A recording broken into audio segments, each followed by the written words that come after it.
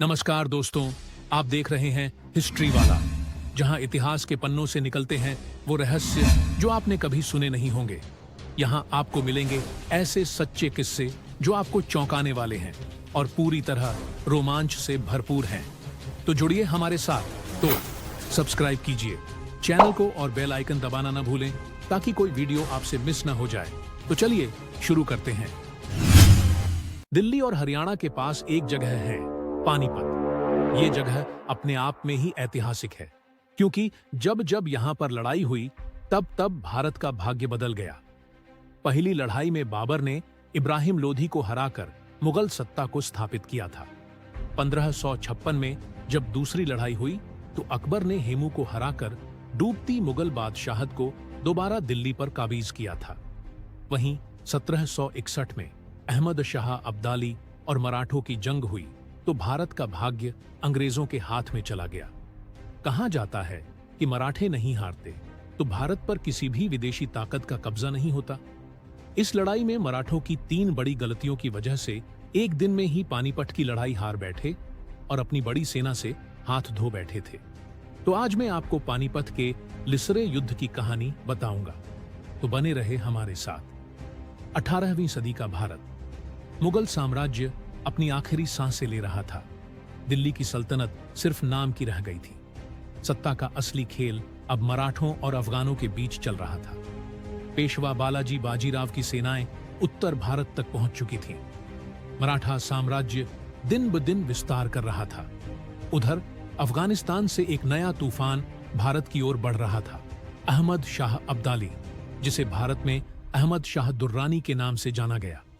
वह एक घातक योद्धा था जिसने पहले ही दिल्ली को लूटा था और अब फिर लौट आया था, इस बार भारत की सत्ता पर निर्णायक प्रहार करने के लिए। मराठों ने उसे रोकने का फैसला किया। सदाशिवराव भाऊ, पेशवा का चचेरा भाई और एक बहादुर सेनापति को विशाल मराठा सेना का नेतृत्व सौंपा गया। उनके साथ था विश्वासराव, पेशवा का पुत्र, और हजारों की संख्या में अनुभवी मराठा योद्धा। सेना में राजपूत, जाट और मुसलमान सहयोगी भी थे, लेकिन एकता की कमी और स्थानीय सहयोग की अनुपस्थिति ने इस अभियान को कमजोर कर दिया। 14 जनवरी पानीपत का मैदान, उत्तर भारत की कड़ाके की सर्दी। दोनों सेनाएं आमने सामने थीं। अब्दाली के पास लगभग 60,000 सैनिक, घुड़सवार, तोपें और अब्दाली की घातक रणनीति थी। मराठों के पास करीब 45,000 योद्धा और साथ में हजारों नागरिक, महिलाएं और परिवार जो लंबी यात्रा में उनके साथ थे। लड़ाई सुबह सूरज के साथ शुरू हुई। मराठा सेना ने शुरुआत में बाजी मार ली। इब्राहिम गार्दी की तोपों और पैदल सेना ने अब्दाली की अग्रिम पंक्तियों को पीछे धकेल दिया। विश्वासराव अपने घोड़े पर सवार पूरे जोश में सेना का नेतृत्व कर रहे थे, लेकिन तभी युद्ध ने भयानक मोड़ लिया। अब्दाली ने अपने घुड़सवारों को पीछे से हमला करने भेजा। यह हमला अप्रत्याशित था।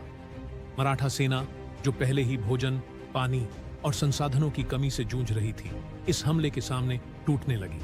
सबसे बड़ा झटका तब लगा जब एक तीर सीधे विश्वासराव के छाती में लगा।